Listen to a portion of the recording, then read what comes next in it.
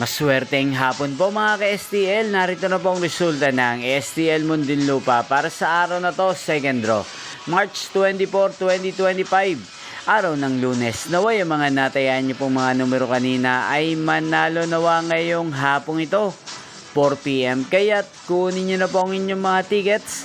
Narito na po ang resulta. Ang mga numerong nanalo sa STL Muntinlupa ngayong hapong ito, March 24, 2025, 4 PM, second draw result 15 at 34 in exact order. Sa lahat po ng tumaya kanina sa STL Muntinlupa para second draw ng 15 at 34, congrats po sa inyo, panalo po kayo. At ngayong hapong ito sa STL Muntinlupa, atin pong shoutout si Kuya Randy ng Muntinlupa na lagi din pong nanonood sa channel na to.